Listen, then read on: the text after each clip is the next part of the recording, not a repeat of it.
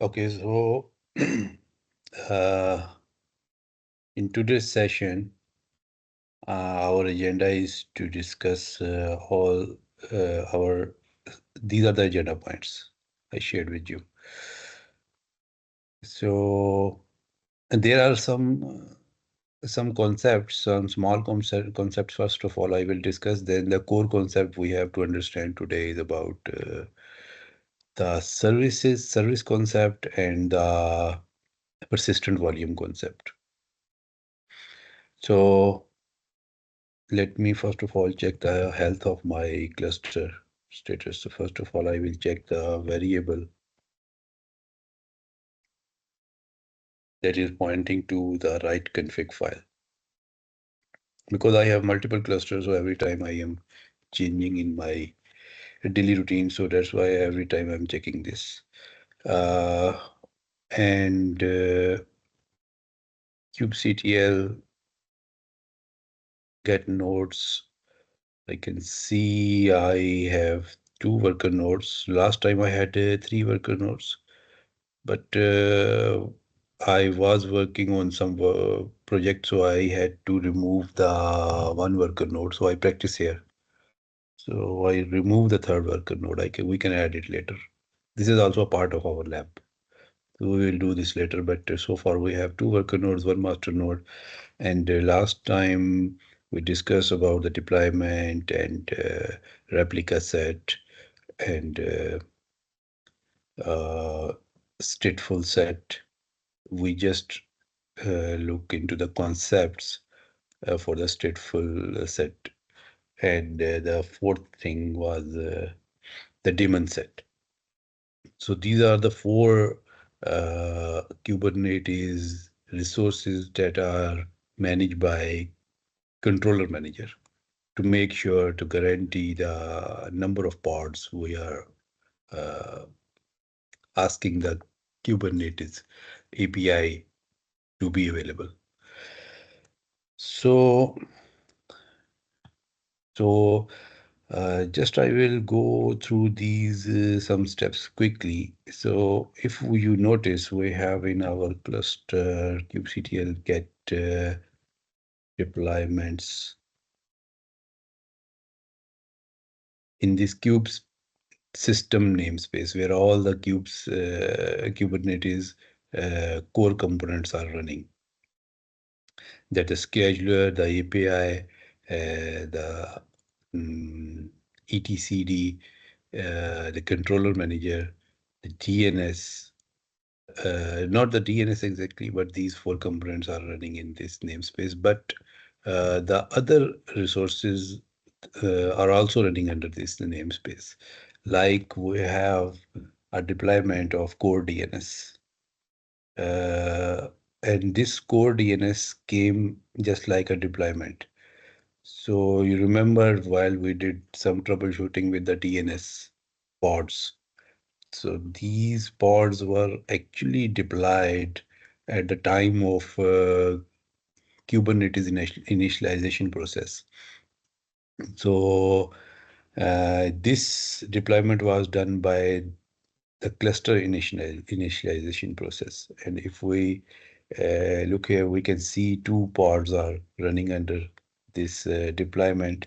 If I look into the pods under the kube system, you can see there are 2 pods guaranteed by a controller manager, and those are running. Those could be on any node. So this core DNS is providing the name to IP resolution for the pods. All pods are pointing to this built-in DNS server. This DNS server is very dynamic. We will discuss this today when we will discuss the concept of different services. Moreover, what we did, we deploy the Calico. So we can use a different namespace too. And Calico also use a deployment to guarantee its controller manager, 1 pod. anywhere in the cluster. And Calico, and if we look into the daemon sets, I think this is visible. If we look into the daemon sets, so you can see within the kube system, we have two daemon sets. One is the kube proxy that is automatically provisioned by at the time of cluster initialization. And it has three pods. Why three pods? Because we have three nodes, one master, two worker. So when our cluster will expand or reduce, it will automatically increase the number of pod on each node. So we discussed this in last session that the daemon set will make a daemon, a process sitting in the form of pod on each node. And then Calico also has three pods. So Calico, we know it's a virtual networking solution, SDN solution. So this is a virtual switch residing in the form of pod on every node that is responsible to provide the IP to the pod. So, so these were the daemon sets and deployments done by the Kubernetes cluster automatically. And if I show you the very first day we had, if I open a new session, I do a SSH to my master node.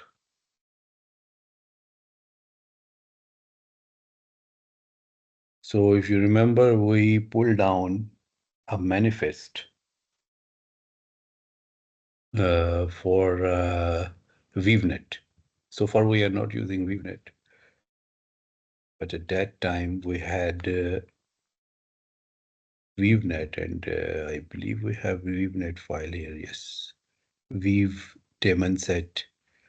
So if I do a cat to this file, so you can see this is the complete manifest we downloaded from the ViewNet vendor provided by. So you can see it's a service account. So far, we have not discussed about this cluster role it created, and we can put multiple Kubernetes resources in a single file too. So cluster role binding, role binding. You can see the daemon set. So this was the daemon set created by this ViewNet manifest by using some image name, and we can see the image was this. So this you can see is actually this image is working as a virtual switch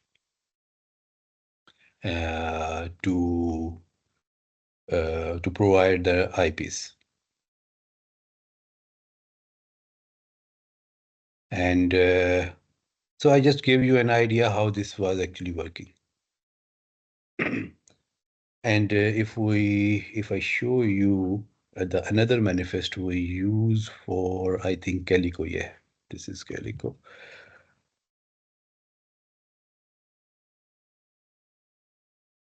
So Calico create its own custom resources as well as some config map. We have not discussed config map so far. Custom resource definition. So this is a huge file, you can see. So these all, I just want to resemble with the daemon sets. So if I look into,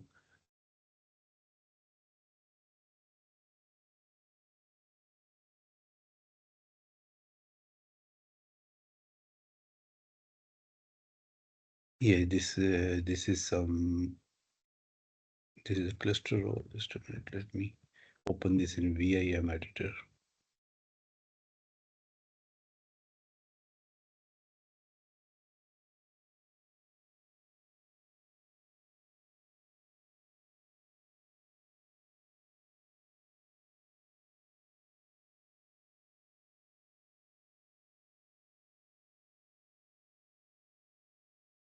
Yeah, so this is a daemon set resource created with the name Calico node, and it is using a lot of parameters in parallel to this image.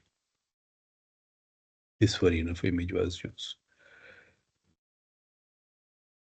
So practically, we saw that how our CNI take the leverage of this daemon set, and how core DNS take the leverage of deployment to guarantee if we delete these pods, it will automatically be recovered.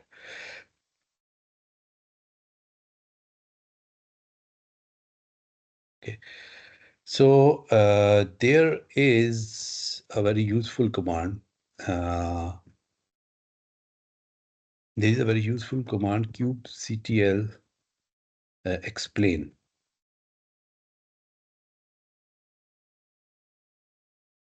So if we want to create some manifest, or you want to edit some manifest and you are not confident with the indentation and the syntax and the sequence of the resources we have to define, and the syntax specs we have to define, a lot of things we have to define. So we don't know about the sequence and we don't know about the indentation. So explain command will explain you how to write a manifest. For example, I want to see the syntax of pods manifest. So this is the whole description. First of all, we will define the variant and kind. This is the description what is pod, and these are the mandatory fields we must have to define while creating a pod. So API variant, kind, metadata, specs, status. If I do, I believe we have some. We don't have here, but if I look here, we have a manifest for the pod app one. I think we created as a pod. You can see the API variant we define, and then kind, okay, then metadata, and then specs, okay, and then status. So you can also go in deep, like I believe there is also a way explain, for example, metadata, the pod, explain and resource. Yes. So you can only go up to this level. So similarly, if we do a deploy, want to do a deployment. So deployment also need these mandatory API variant, kind, metadata, specs.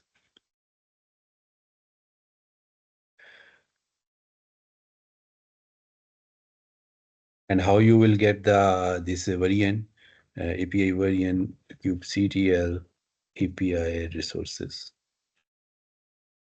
You can have your resource name and you can see what API variant you have to use. This is the API variant for every resource.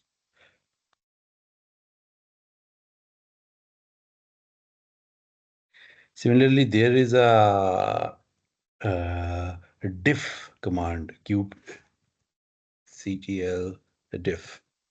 So for example, if you have a deployment of a pod, let me check if we kubectl get pod.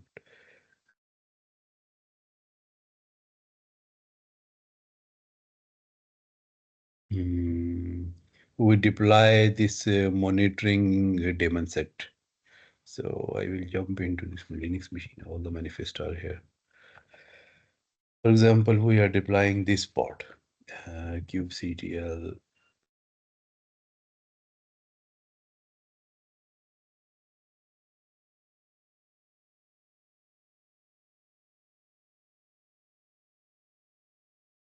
Yeah, but the problem is we don't have defined the kubectl environment variable here.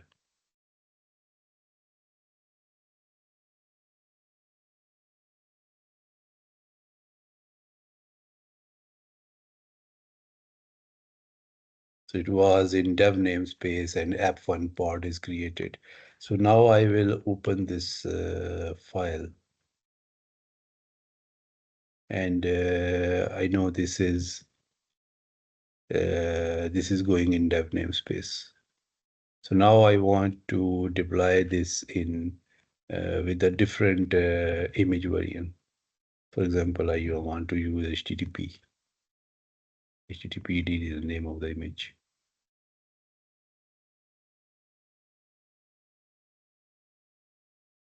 So kubectl diff-f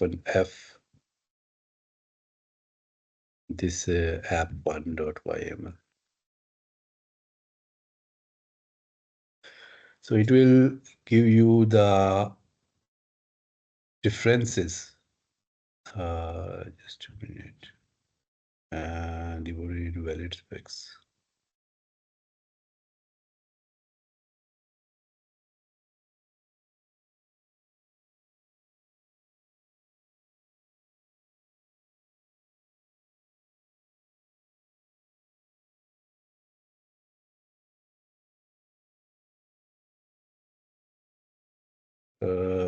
Active dead second.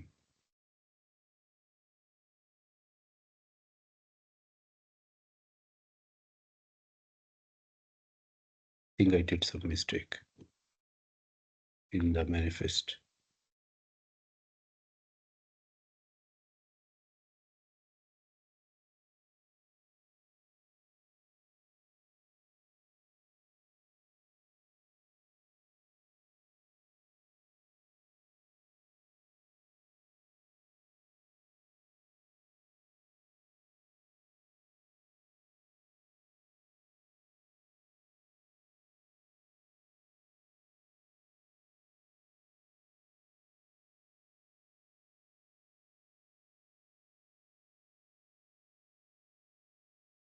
Or I'm using some wrong term syntax. I think I'm missing something.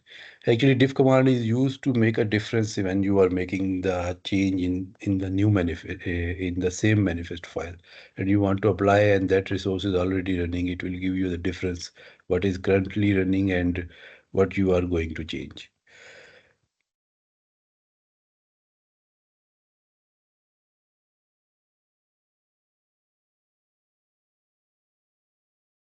So I apply this one, and I did the cat to this file, change the image and the name of the image.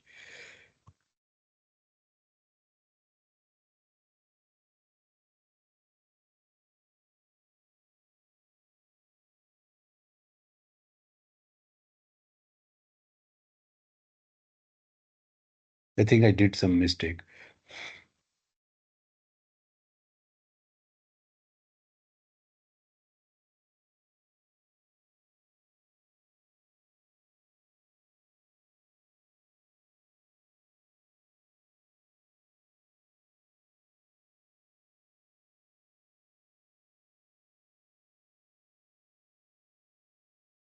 Okay, just leave it. I will see this. What is the issue? This is small mistake I'm making. Okay, so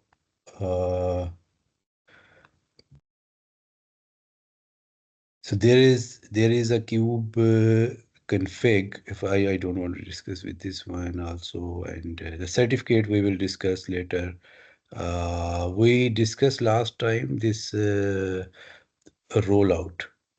So if we do a deployment, so we can also do this restart of any deployment. So for example, we have a deployment and we want to do the restart. So for example, kubectl get deploy -n kube system. So we have this core DNS deployment.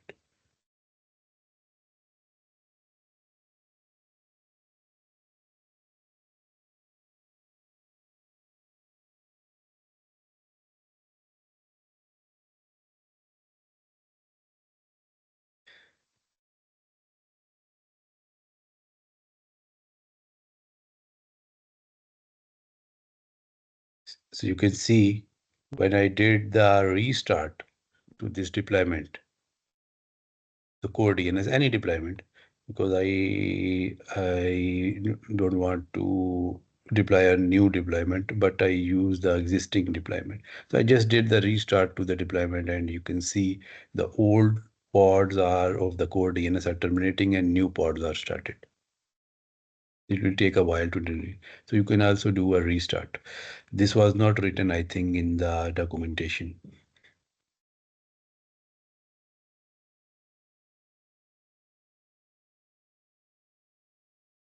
Okay. So kubectl get we also discussed this get all. We can also use this to fetch all the resources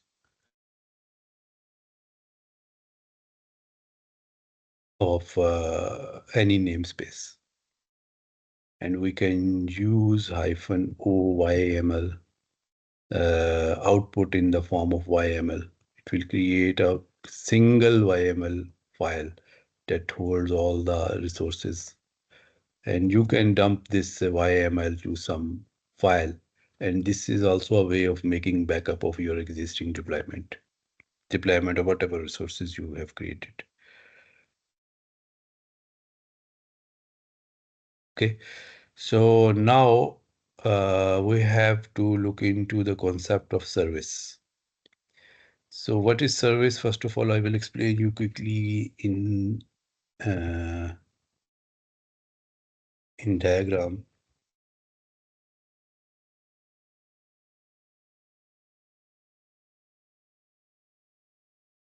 For example, you deployed a pod, a single pod is standalone, or that pod could be under the deployment or replica set, or daemon set, or stateful set. By any means, you deploy some pod. So each pod has its own IP, and now there are some other pod. For example, these group of pods are, if we do a grouping of these pods, well, like this. So these pods are, for example, for backend application. And now there are some front-end pods also deployed in the form of replica set. So these pods have to communicate with these pods. So we have three pods, and which pod will be responsible to get the traffic? We cannot route, connect, or define the front-end application. This is our front-end application.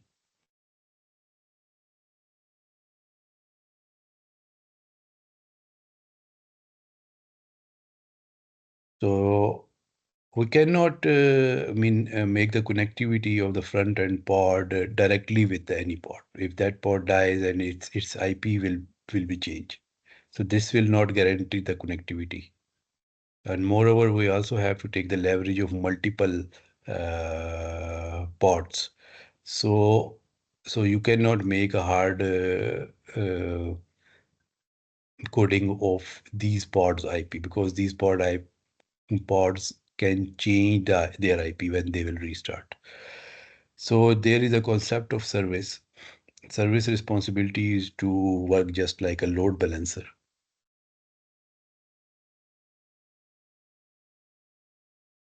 So what we will do, we will set up a load balancer. For example, this is the shape of load balancer. So this load balancer will connect with all these pods. And this load balancer responsibility is to note down the IPs of these pods as endpoints defined. And this load balancer will have its own IP. That IP will be generated within the cluster. So its IP is normally known as cluster IP. So this IP, this will be another IP, just like virtual IP we are using in our practical life for the sometime in firewalls or switches. We are creating virtual IPs to that are pointing actually to some backend servers. So that IP is responsible to get the traffic and will send the traffic to the backend servers equally. There are some algorithms you can use that what will be the mechanism of distributing the traffic to the backend services. So that mechanism in Kubernetes cluster is round robin. But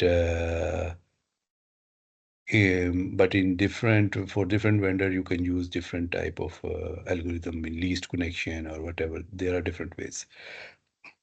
So now these pods will make the connectivity to this cluster IP on this service. And this will send the traffic to the healthier pods running on the backend. So with this way, we can make the connectivity of multiple pods by using a center point of communication to the different other servers. Similarly, if we have these backend pods need to communicate with the database, we will create another service that will use the cluster IP, and that cluster IP will then be configured in the backend application to communicate with the database.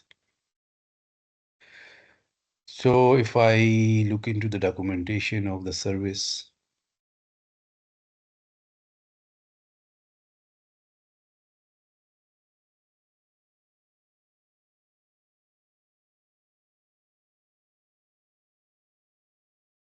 so in Kubernetes, the service is a method of exposing a network application that is running as one or more pod in your cluster. Either if there is only one pod, still you need to create a service in front of that pod, because you will not use the pod IP directly to communicate with other pods, because the pod IP is not guaranteed. It's changing. Okay, so this is a whole story about a service. You can read this. Now the service in Kubernetes, if we go down, defining a service, this is the manifest we can use to create a very basic service.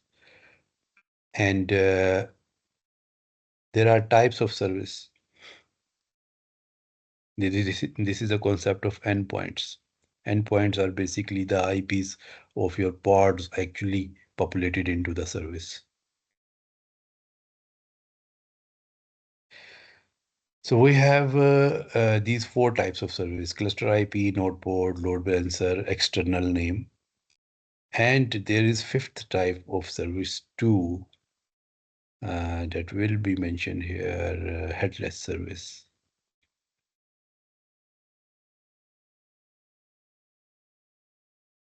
Headless service. So these four type of services we have to understand that where we can set up in front of pods to make the communication with the other pods.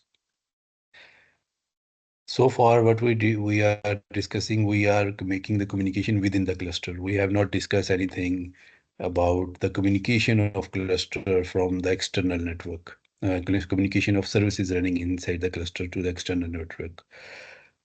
So for example, I will do a deployment. I believe we have a deployment here. This deployment last time I created, and it has 6 replicas, and it's using Nginx, and it's going under the dev namespace.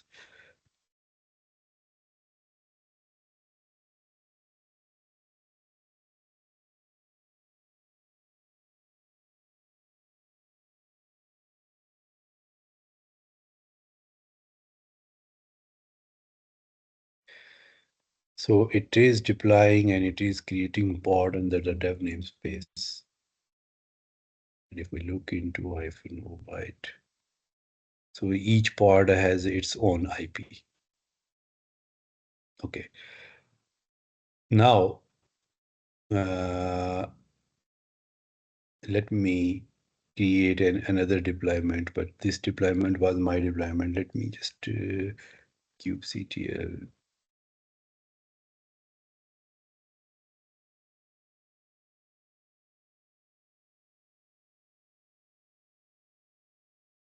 I just want to modify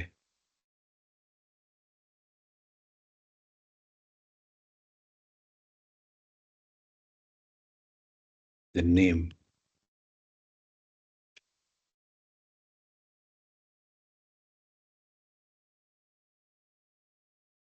My deployment with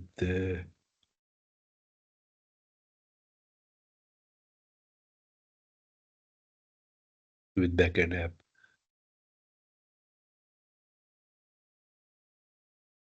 So I change everywhere my deployment with backend app. And okay, everything is good now. I will deploy this in the dev namespace.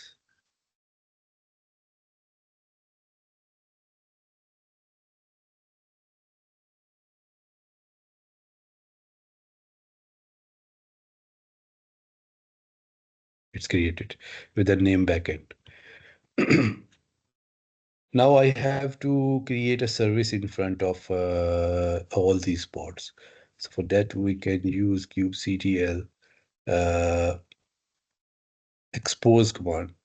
If I do a -help, so you can see the expose command syntax is we have to define some type.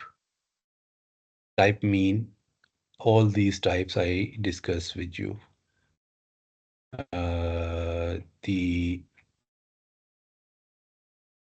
These types, ClusterIP, NodePort. We will discuss these, that what are these type of services doing. So first of all, I am going to set up a ClusterIP type of service. So we will define the type, we will have to define the port. Mean when the traffic will come to that service, what port will be used, what protocol is used, TCP, UDP, target port. Target port is actually, it's working just like a port forwarding. When you are doing port forwarding, you have a source, external port and internal port. So this will be the external port that will receive the traffic, and this will be the actual port running on your pods. And then the name of the service and then external IP, you don't need to define it. It will automatically create a IP. And then there is a type, and there are some examples also given here. For example, expose replica RC. This it is exposing some pod, and it is exposing some.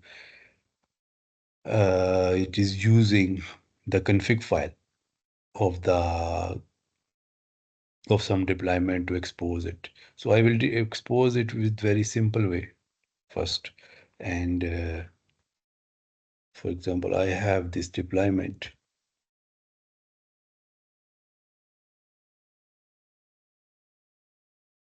kubectl expose deployment, deployment, you can write this deployment. And the name of the service is not mandatory. It will automatically create a meaningful name. Port, I can define that the port that is running inside my containers, these 6 containers, is port 80. And the protocol is by default TCP. I don't need to define this. If this is UDP or different protocol, you can change this. And then there is a target port. Target port means what port you will use that will be used by the other ports to reach this service.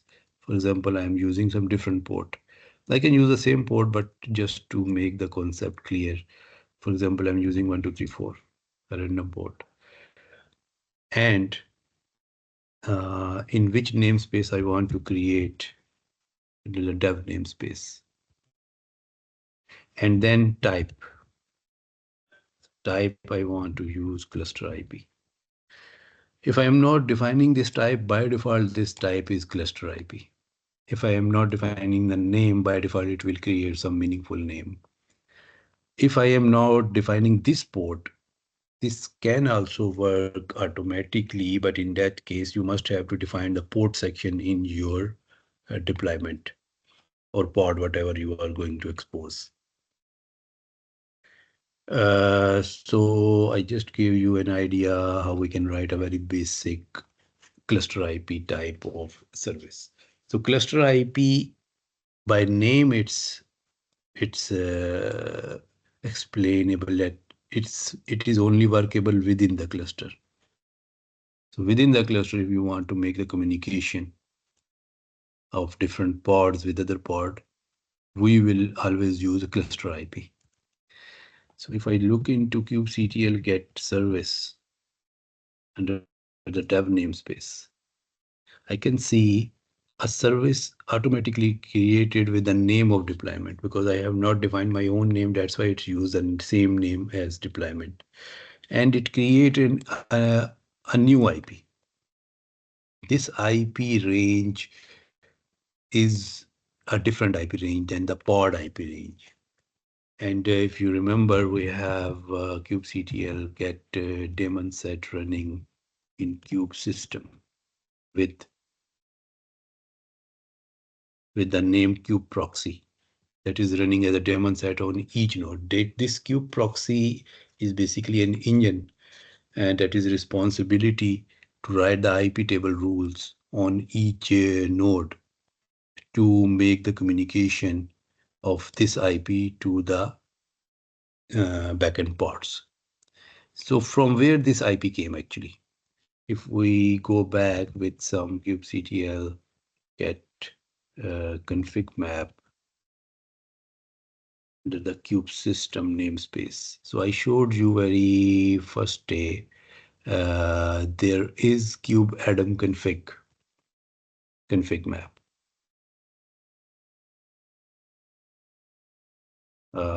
Yes, I can choose describe config map, and here you can see the service subnet. This is 1096.0.0.12. This is a huge range, and our service got the IP from this range. So these are the IPs automatically decided when we set up the cluster for the service range. So when we did the kube atom init to provision the cluster, we can change this range of IP. But we use the default setting. By default, this IP will come. So a free IP from this range was used as a service. So this IP is now used as a in front here as a cluster IP. Okay. Now all these pods need to communicate with this IP. And on what port? Port I defined 1, 2, 3, 4. These pods will use this IP and this port to make the communication, and that will then route it to these actual pods that are actually using the port 80. Okay. This cluster IP is also reachable from within the cluster from the nodes.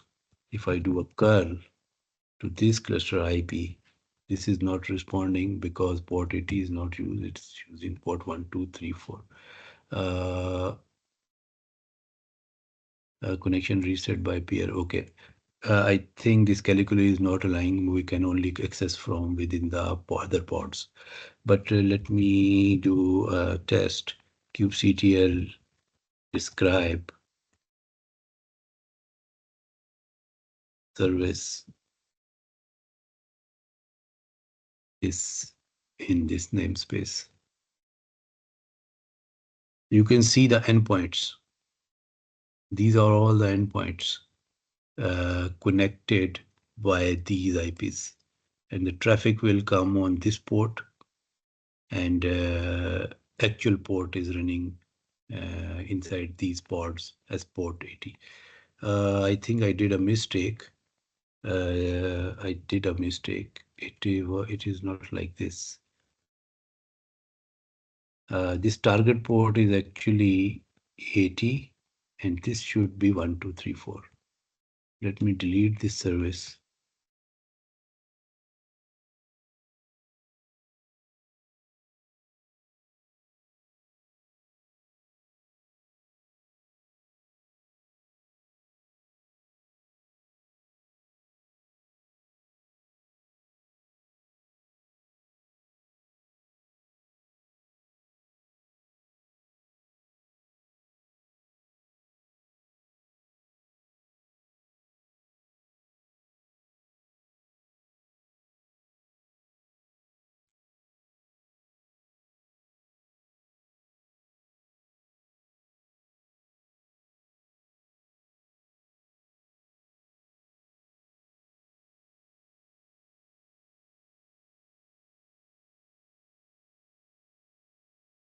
In the dev namespace,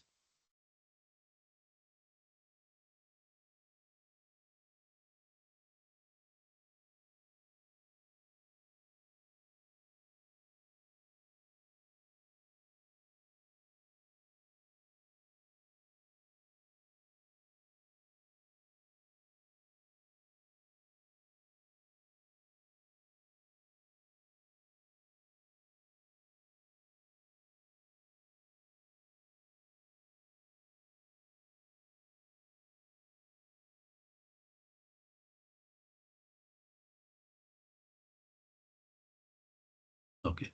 So now you can see I am from within the cluster, from within the node, I can reach this IP only on this port. This IP is not even pingable because this is just a virtual IP. It is not applied on some actual running operating system or pod. This is just a virtual IP. So its responsibility is only to take traffic on this port, and it will route the traffic to the backend any port. So if I describe this service,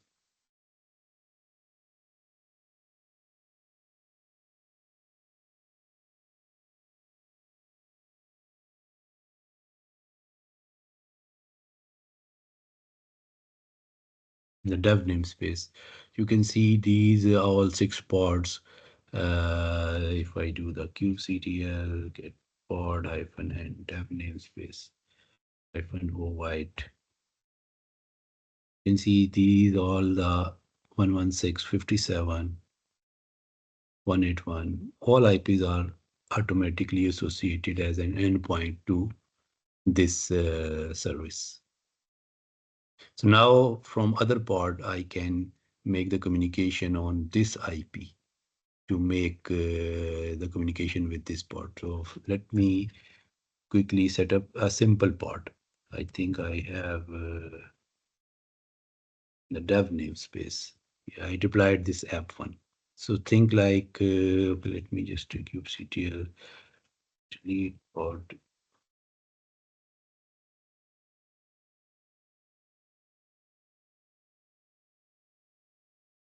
And I want to create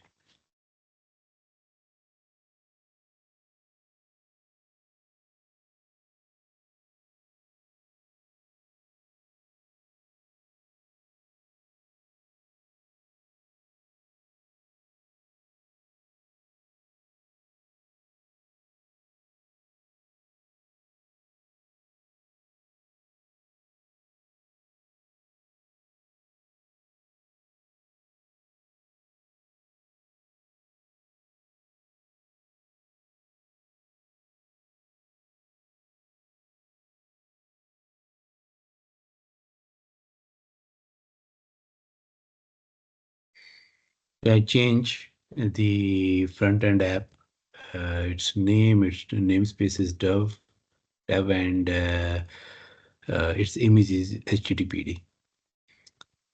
So let me deploy this.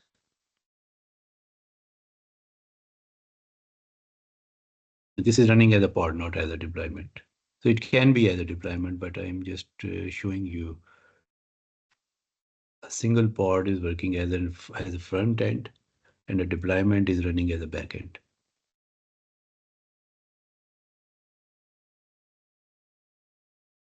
So it is trying to create,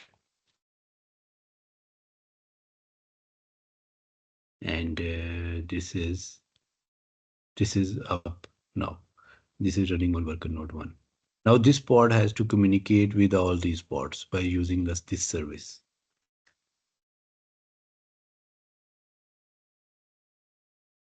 The tab namespace to this service, to this IP. So if I go under the kubectl execute -it,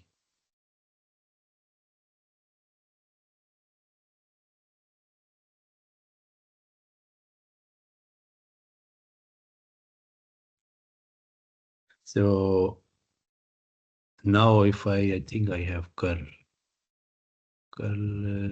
Curl is a command line utility I can use to communicate, or telnet, or these utilities are not available. I need to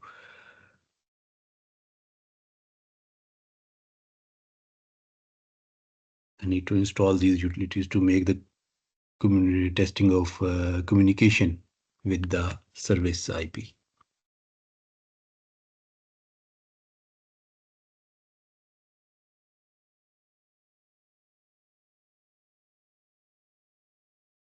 So within the pod, I'm installing this curl utility. And if I do a curl to this IP 1.1.2.3.4, you can see these backend Nginx service running is reachable from within this pod. And whenever I will send a request, each request will go to a different pod. Okay, so this is the way we are making a communication, but this IP is also not guaranteed. For example, if I delete this service,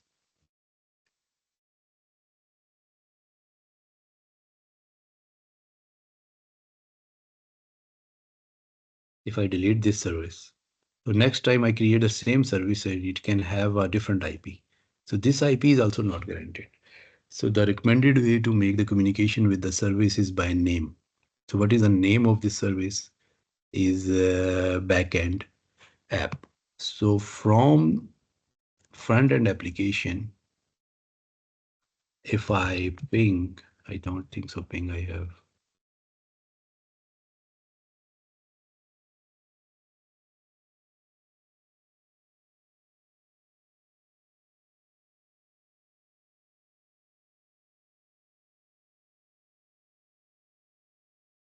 I ping the backend app.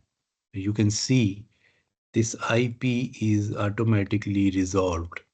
This backend app name to IP is changed with the name to the service. So by using the name of the service, we can make the communication to the service. We can use this IP, but this IP is not guaranteed. When if you delete this service, you create the new service, it will be changed. But the name will remain same. So always the pod-to-pod communication is by the name of the service. Now if you do a curl to this backend to port 1234, you can see I can send my traffic to the backend ports on 1234 or by using this service. So I don't need to worry about the pod deletion or pod replica set are expanding or reducing. It is automatically taken care by the service. So when I ping this IP, I can see its fully qualified domain name. I can also use this fully qualified domain name to communicate with my service. So how this fully qualified domain name is defined? So this is the name of the service dot the name of the namespace where this service is created dot this SVC is mean this is a service. It will be always there. So mean the service name, namespace name, and then SVC, and then the cluster domain name. So whatever cluster, when you set up the cluster, at the time of creation the cluster, you can customize this cluster domain name. So by default, if you are not defining the cluster name, it is by default cluster.local.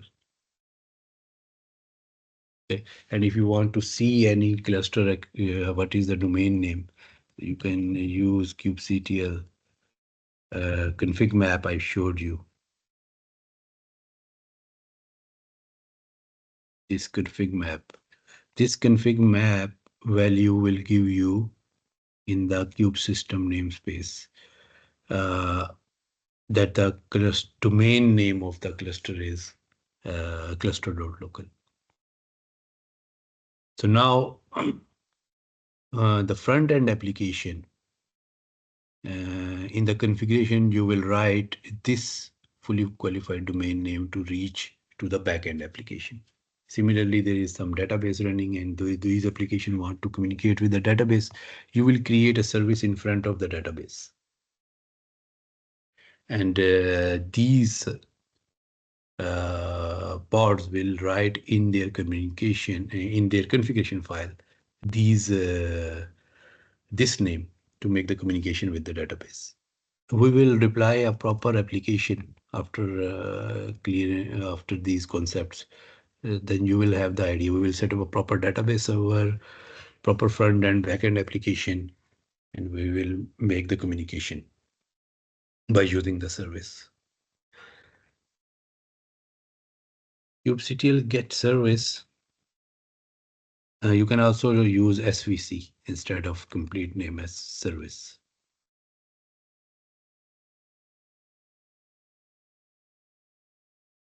So this service, and if I describe this service,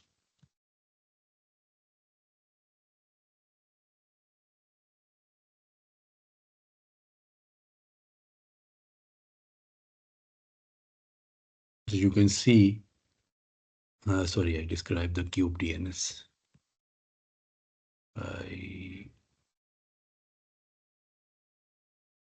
The dev namespace. This is the kube DNS service I described.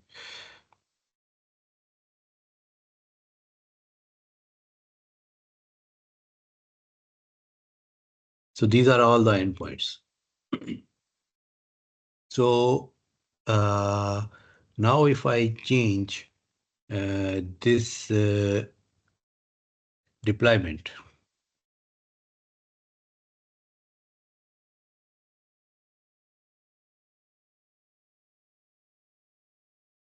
this deployment,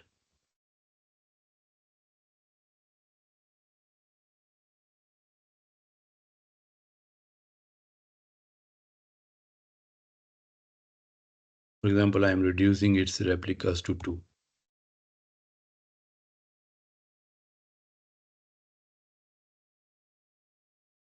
Pods are reduced to 2. Okay. Now if I describe this service,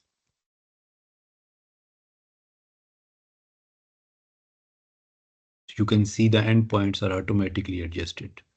So who is actually associating which component of this cluster is responsible to make the endpoints IP updated in this service as a backend, as an endpoint. So this is also the responsibility of the controller manager. Controller manager is taking care of all the services connectivity with the pod. If the pod are going down, let me just delete this pod. If I delete this pod,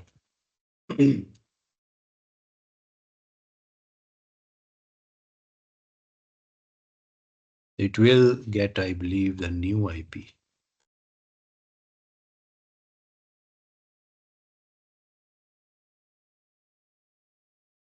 You can see the IP is now changed. So quickly it is getting the new IP associated with the deployment because this service is associated with the deployment. Now the question is how this service is tightly binded with this deployment. There can be a lot of other deployment. Obviously, we defined, we use this command kubectl expose deployment, and we define the name of the deployment, whatever name we use. So in fact, when we create this deployment, so if you remember, we discussed about this selector. So selector of this deployment is backend app backend. And we also discussed that this selector will be used whenever we will make the relationship between different resources of the cluster with each other. So right now we create a relationship of a service with the deployment. So actually that service holds this selector. This selector cannot be for any other pod or deployment or replica set. This selector is only associated with this deployment. So now, if I show you service,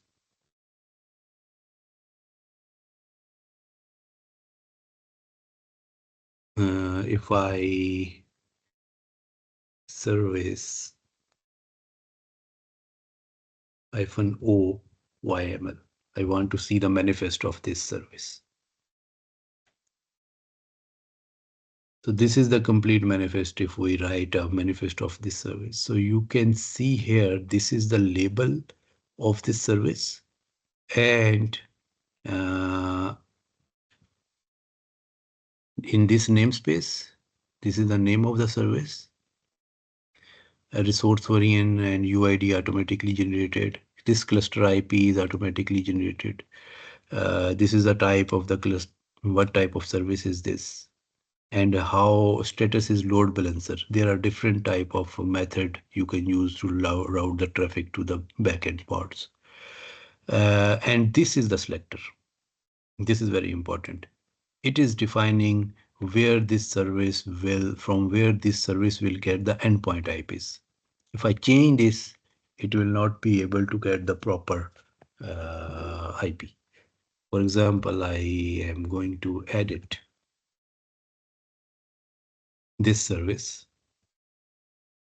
Directly I'm going to edit, and I'm changing the backend selector that is pointing to my deployment to some different name. 1, 2, 3, 4. I wrote the wrong selector now.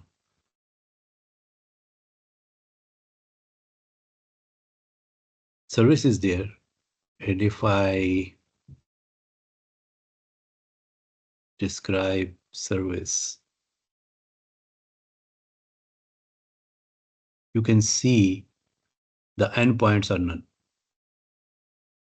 Because this is the load balancer, this is a service that is available, but it will receive traffic on this port. It will send forward the traffic to this port, but endpoints are missing because there is no resource of type pod or deployment of replica set or stateful set or daemon set, whatever,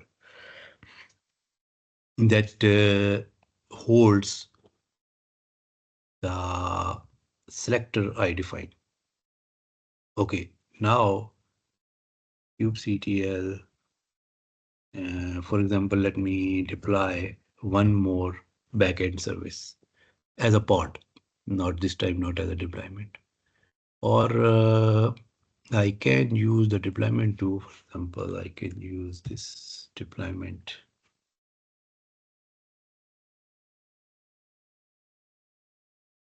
This is another backend deployment. And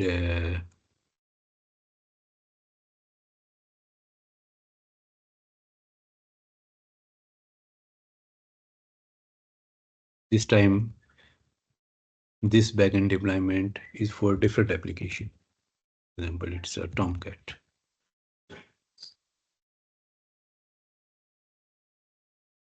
And this has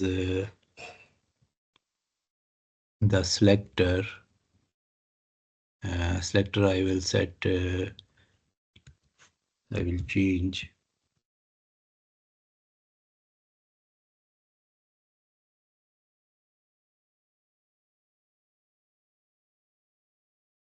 I'm changing its label and selector with this one. Backend Tomcat application. Okay.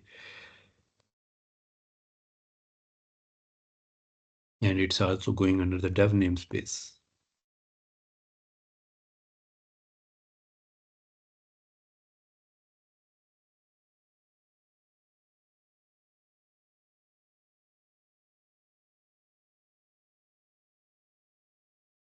This is another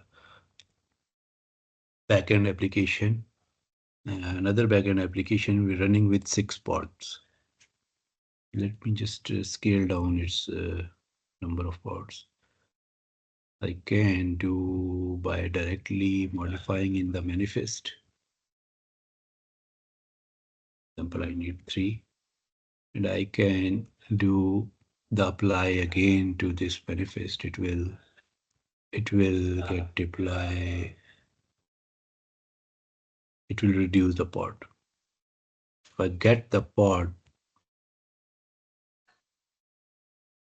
so you can see the backend Tomcat deployment is running, and I just need to do get deployment -dev -oyaml. I would just want to see what is the selector name, because it's not possible that every time I have the manifest with me. So I will just I just have to figure out what is the selector name. This is a selector name to make the relationship of this deployment with my service. Okay.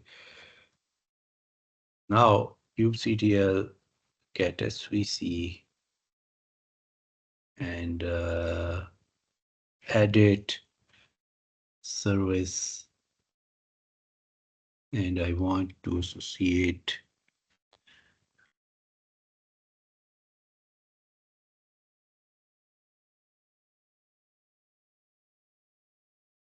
I'm going to edit this service, and here the selector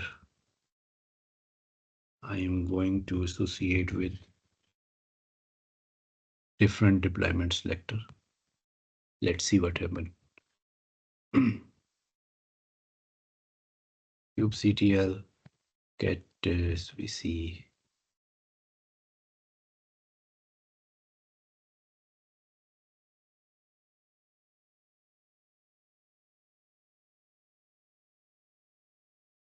You can see the 3 pods associated with Tomcat.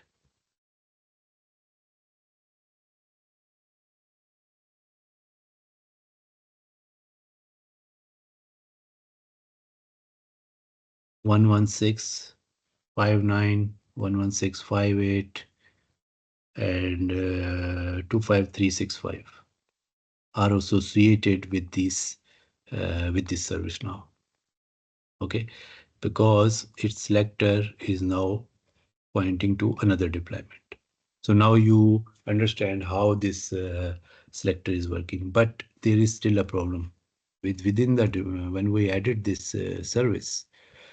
So actually last time we used Nginx. Nginx had port 80, but this time Tomcat is using port 8080. So this must be changed. So now external traffic will come on port 1234, will be routed to port 8080 to this deployment, all ports. If I again describe, this time port is changed. So within the cluster, I can do a curl to port 2.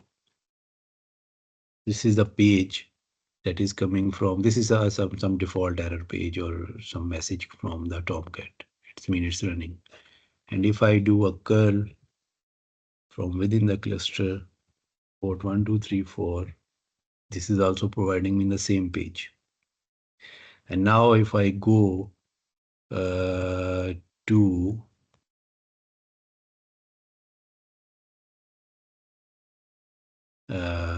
front-end app, inside the container of the front-end app,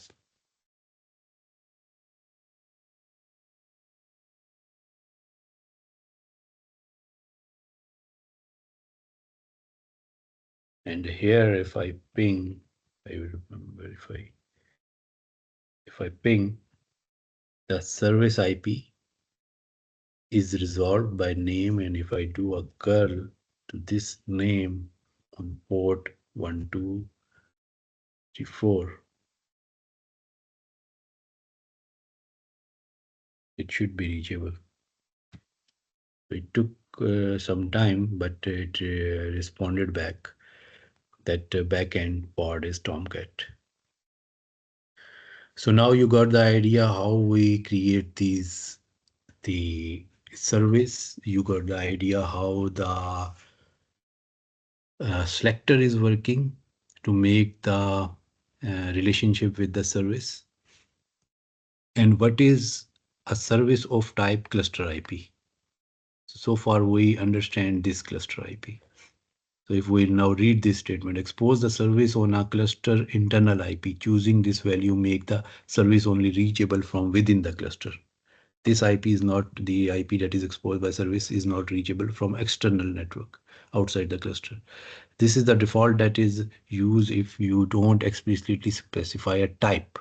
I also gave you the in the command line, I defined that if type is not mentioned, by default type is cluster IP. You can expose the service to the public internet using ingress and gateway. These are the advanced topic we will do to make this cluster IP be reachable from the external network by ingress and gateway. Now our next service type is NodePort.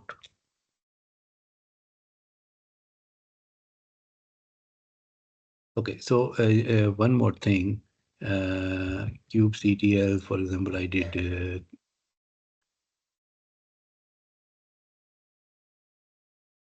tab namespace. So kubectl, I did expose hyphen expose the deployment, this one, and name I don't want to specify. I do a type I don't want to specify. Namespace is mandatory. Port from the external word will be something 8181, and then target port. I know Nginx is running in this deployment, so its port is 80. And so I have not defined the cluster IP and anything. So I will do a dry run.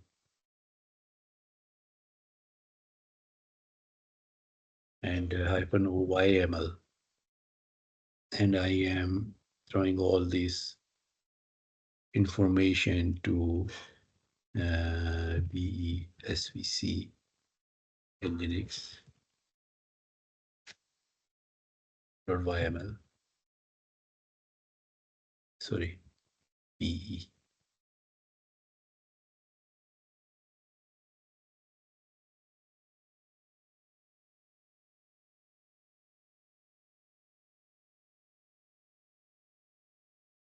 So now you can see this is a manifest. The kind is service, and here you can see the selector is automatically pulled when I write this command from the deployment. This is the port, and its status is load balance. Its load balancer is running by its default value. There could be some, you can change this load balance behavior values. By default, it's using a default, and default is a round robin. There are different behaviors you can change. You can see in this documentation how to change this load balancer by just do a control F.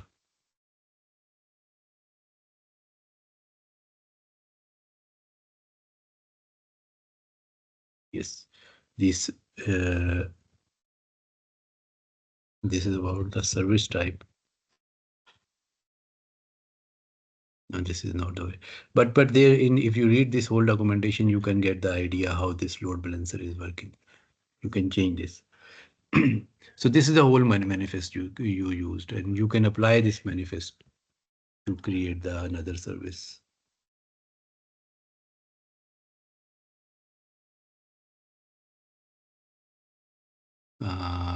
What is missing? Required values.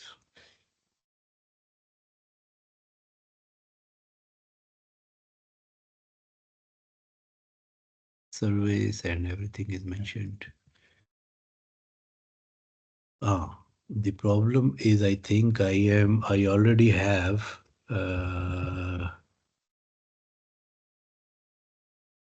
service with same name. So I cannot create two services with the same name. Backend app I can say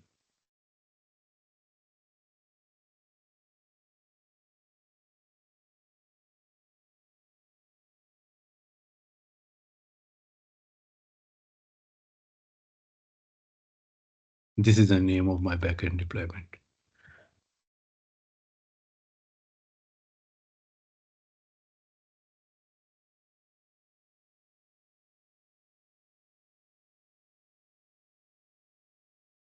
We have now two services. One is pointing to Tomcat, one is pointing to Nginx. If I do a curl from within the cluster any node,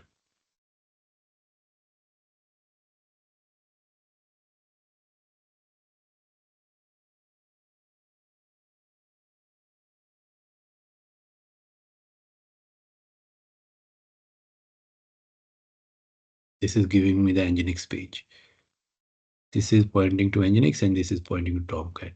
Now, if you have multiple front ends applications and they want to communicate with different backend, they will use this IP. And now, if I go inside the pod, front end pod again,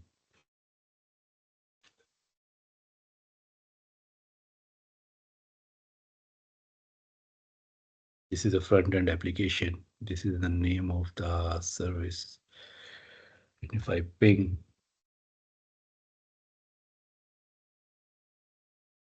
so you can see its name to IP automatically resolved. The service name dot namespace name dot svc, the cluster.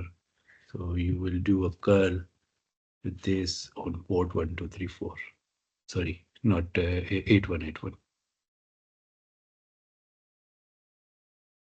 So any question about this cluster IP? We discuss in detail everything about this cluster IP.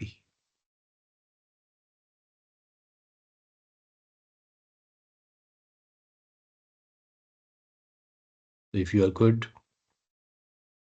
we can go with the next NodePort. NodePort is basically expose the service on each node IP. This is a way to expose any service within the cluster to the external network. I mean, outside the cluster, if you want to reach this Tomcat or Nginx page from an external network. So how you will expose it, the notepad. To make the node port available, Kubernetes set up a cluster IP address, the same as if you had requested a service. So when we will create a service of type node port, it will just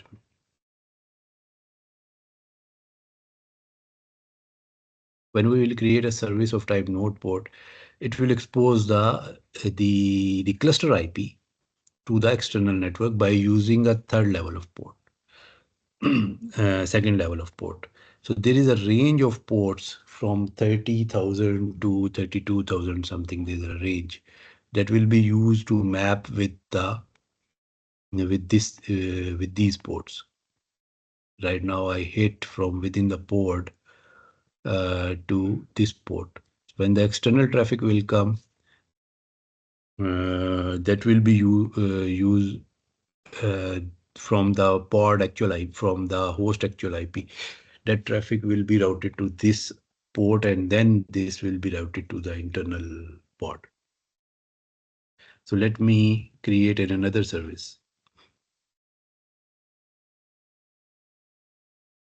The expose command, I use the deploy this one.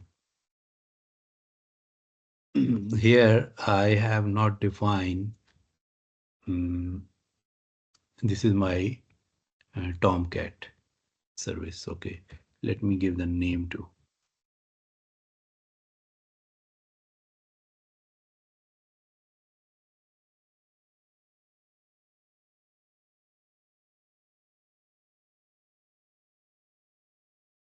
NodePort type service I'm going to create, and also I have to give the type NodePort, and I want to save this backend service Tomcat.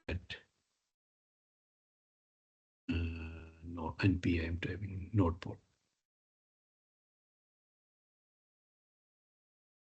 I open this file. So 8181 will be associated with the cluster IP created with this NodePort. NodePort type will also create a cluster IP, but NodePort will expose this cluster IP to external network by using another port. Let's see how this will work. And it is associated with this deployment. Selector is defined here. Name is defined, namespace defined, but we need to change the name is changed. Okay. Kubectl apply.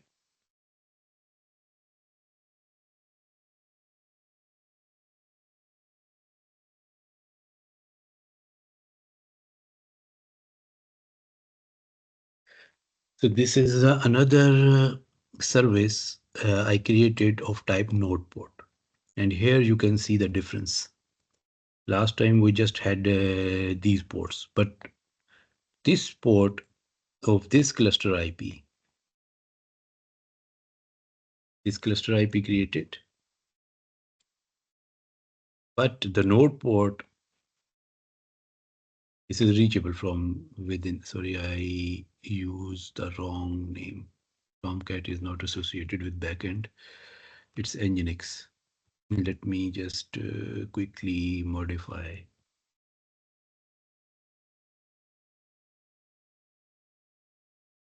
the selector.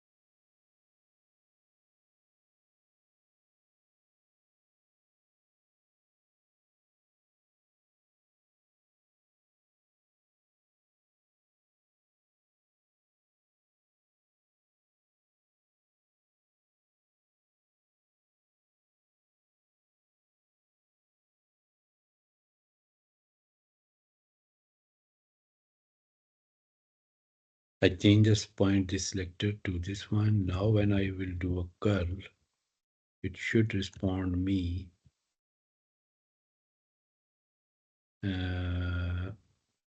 Yeah, one more thing I need to change.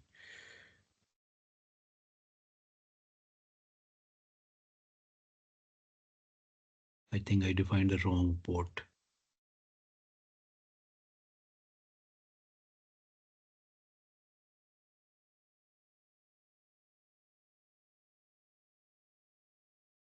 This target port is wrong. Tomcat is running on 8080.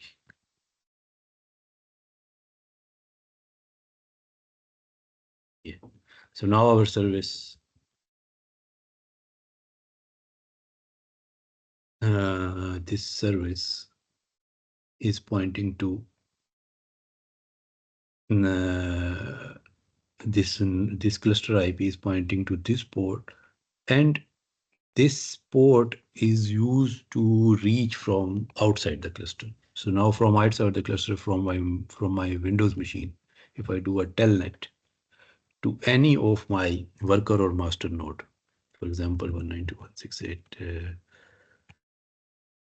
101 is my master node IP. I telnet to 32008.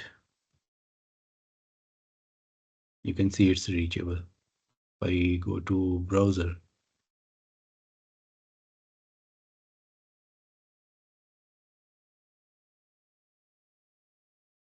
on this port, the Tomcat page. This is a default Tomcat page. So far, the application is not hosted. That's why is reachable from external. My worker node IP is 2.102. 103 is my second worker node IP. So all my worker node and master node are responsible to acknowledge on this port, and that will be routed to traffic to inside the cluster on this cluster IP, and then it will be routed to actual pod running behind this service. So if I draw this a picture, as an end user, you send the request to the cluster. For example, this is your whole cluster. And this cluster, this is the front end pod. No, I think just one pod I will create. One pod or multiple pod, whatever pods we have. And there is a load balancer, and like the service we created, and service is associated with each pod. And this is our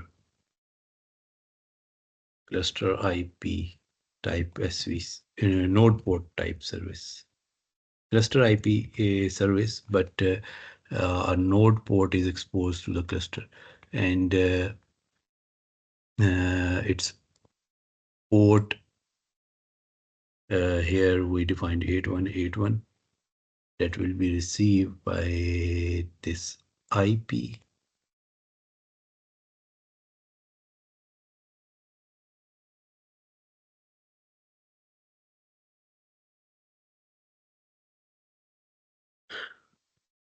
And this service is directly connected with the cluster, all nodes. And here, the port that was created is 32008. This is a random port assigned. Now, the end user will connect to this cluster using this port, and whatever the IP of this cluster is, all the worker node, all the master node IPs you can use. Okay, and one more thing. In practical life, if you want to expose your application to the external network, just like we have three nodes cluster, and your user is sitting here, and user want to access the application. So it is not a good idea to give the end user IP of any worker or any master node, because this can be down. Then in that case, it will be that application will not be reachable for the end user. So what you will do, you have to set up a firewall or some third-party hardware load balancer or software load balancer in your physical environment like this. And the end user will send the traffic to this load balancer. This can be your Fortinet firewall or F5 load balancer or whatever you are using. Or this can be also a Linux machine. Linux machine can also work as a load balancer. And what type of load balancing you will set up? You will write the rule in this load balancer that whatever traffic is coming, for example, on port 80 must be routed to this node port 32008. Okay, and now this 32008 is available on all your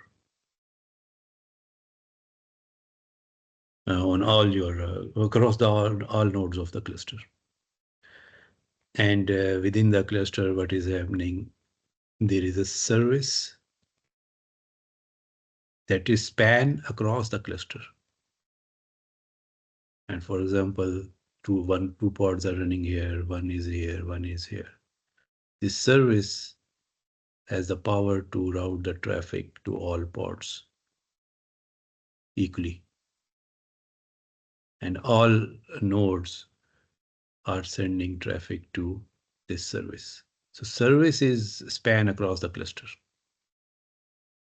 And this service is basically an IP table rule in all your nodes. So if I just do a color, for example, this is your service. This is your application running in pod. And this is your load balancer or physical environment. So we can expose the multiple node port. So now end user will send a traffic on the load balancer IP on port 80, and it will be sent to the all worker and master nodes. And if any node will be down, the load balancer is intelligent. Whatever load balancer you will use, it will automatically remove that specific node from its list. Now it will send only traffic to these two. So this was the concept of the NodePort service. Any question about this?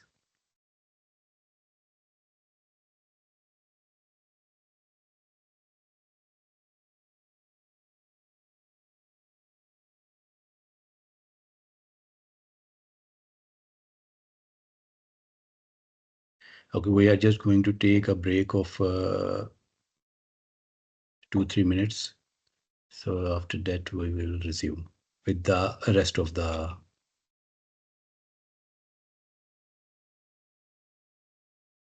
services concept.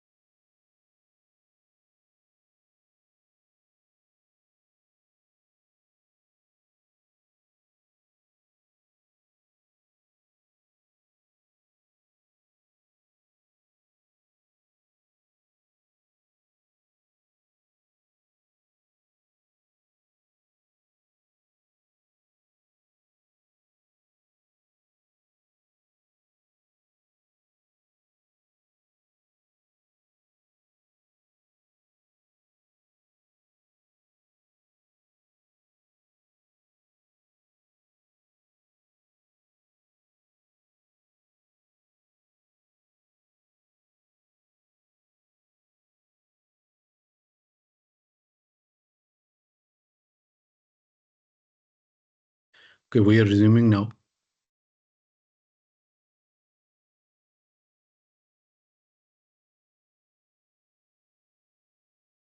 The third type of service is load balancer. So if we look into the definition of the load balancer service, you can see it exposes the service externally using the external load balancer.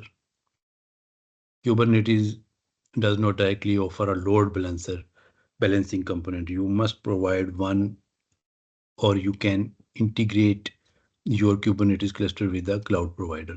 So mostly this is used in the cloud. Just like the example I gave you, this load balancer.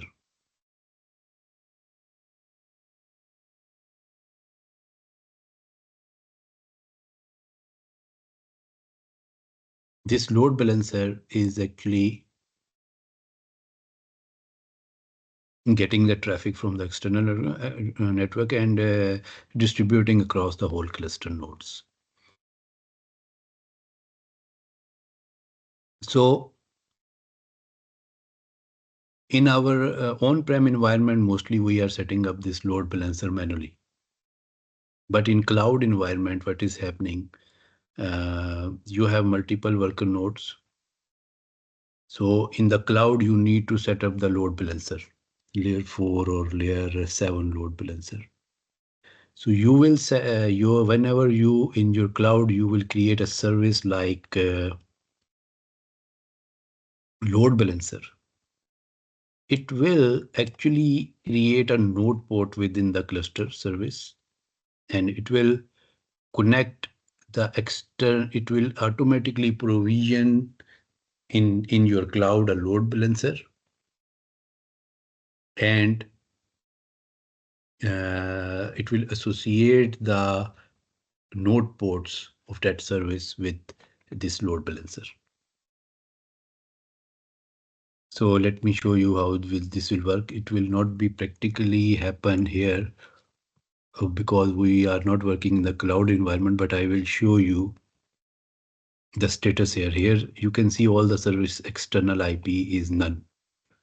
Actually, this is the external IP mean and the external load balancer IP that is actually routing the traffic inside the cluster. So these two are cluster IP. This is not reachable from external network. This is reachable to external network, but this node port don't know which external IP will send traffic to this port,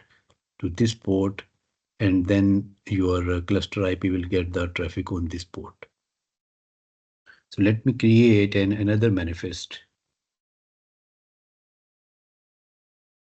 The example I am exposing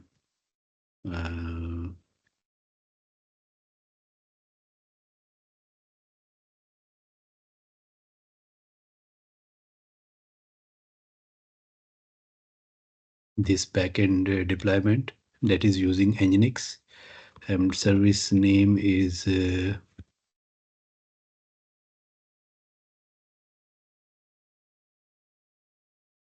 load balancer, and its type is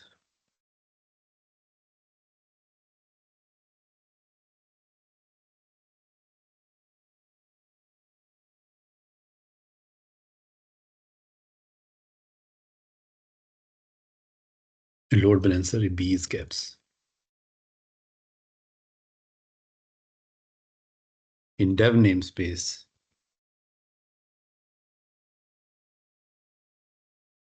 Nginx is using port 80. Externally, traffic will come to any different port. I can use 1122.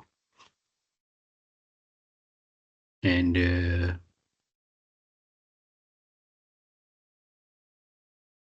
backend service Nginx, and the type is LB, load balancer. This is the name of the file. Let me open this file, BSVC Nginx LB. And here you can see the type is load balancer. So let's see what happened. This load balancer will create a cluster IP and node port, and then we'll try to provision in the cloud a load balancer on your behalf. When you are setting up your Kubernetes cluster in cloud, there is a cloud controller also running in your control plane that is responsible to provision the cloud resources for your cluster. When we will do the deployment of Kubernetes in cloud, you will see how we will connect the cloud controller manager with the cloud resources. We will create a user in the cloud and we will create some policies. We have to attach those policies with the cloud controller. And we have to assign some rights to create the resources in the cloud on the behalf of this controller manager, cloud controller manager. But so far, I just want to give you an idea how it will work. So we know that to reach to the external network, NodePort is mandatory. So it will create the NodePort too.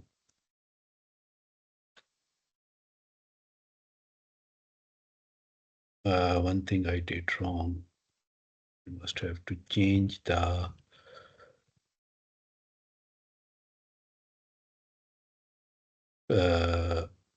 label to something meaningful.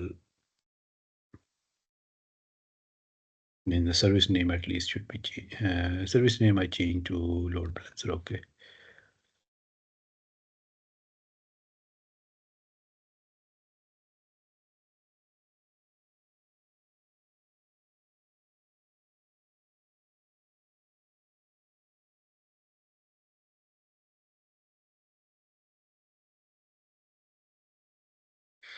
So now you can see this type of service is load balancer. It also create a cluster IP. It also create a node port on top of this cluster IP.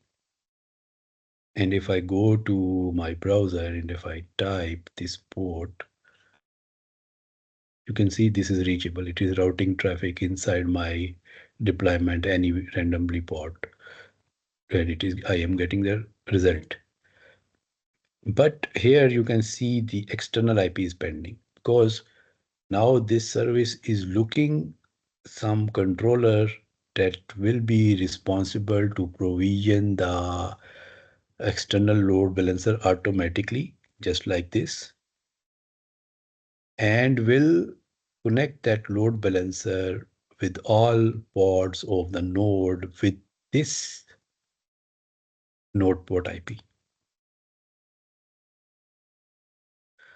So when it will connect with this node port, so all the traffic external, it will populate you here with this node port, sorry. It will populate here the FQADN, the fully qualified domain name provided by the load balancer of the cloud. But here, so far it's pending. It is waiting for the acknowledgement from the controller that what load balancer is created. It will remain in the pending state. We can do this practically in our cloud environment only. So remember, this third type of service, load balancer, is responsible to create the cluster IP, node port, and then will associate the load balancer outside the cluster with the exposed node port. Okay. Then the fourth type of service is external name. The external name basically will map your resource to the external network. For example, this is your cluster. Okay, now this pod want to communicate. Let me create a new diagram. This is your cluster. There are some pods. Okay, these pods want to communicate a database that is running as a outside the cluster in your on-prem environment or as a EC2 instance,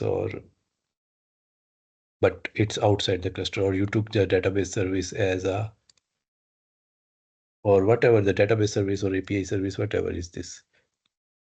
For example, this is DB server. Okay, but this is not within the cluster. Now these pods need to communicate with this DB. So how it will be? You will create a service on top of these two pods, and in this service type you will define the external name. Definitely when you will create a database server, it will have some name to IP resolution too in your DNS. So you will point your service to this database by name to by name, and these pods will then use this cluster IP of this service to reach this database. So this service I cannot explain you right now in practically because we don't have any service externally running. But if you read this document, you can get the idea. Map the service to the content of the external name field. For example, the host name. For example, this is some public IP or the DNS name that is reachable to the internet. The mapping config your cluster DNS server to return a CNAME record. As mean whatever the in your DNS you mentioned. So you will create a type of external name. Okay, the same way you will define the port and the external port, whatever you are using. So let me just quickly create this manifest.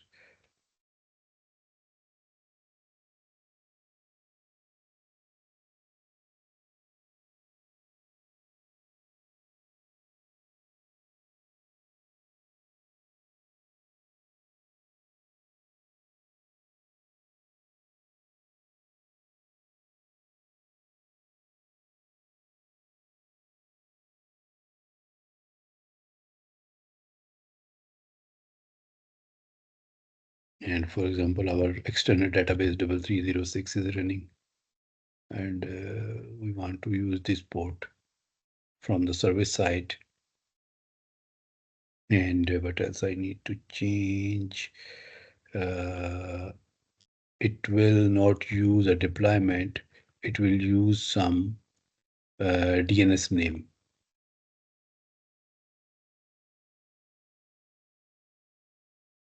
I think it will work like this.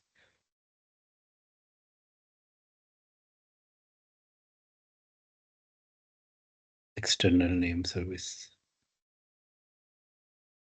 So it does not have a resource type TP.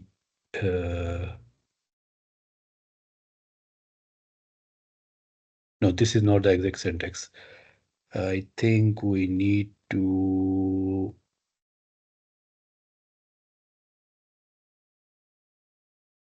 for the external name, there is a different syntax. I don't remember right now. I will see. But just this is the concept. We will do this practical tomorrow. I need to check this. Okay. So we are closing this session today. Tomorrow we will resume from first we will try to do this practically, external name, and then we have to understand this headless service. This is very important because your stateful applications running inside the cluster are using headless in front of those pods. We need to understand this. So tomorrow we will resume with this topic, the remaining service part, and also the volume management, persistent volume claim, the volume attachment with the pods, how to make the data persistency.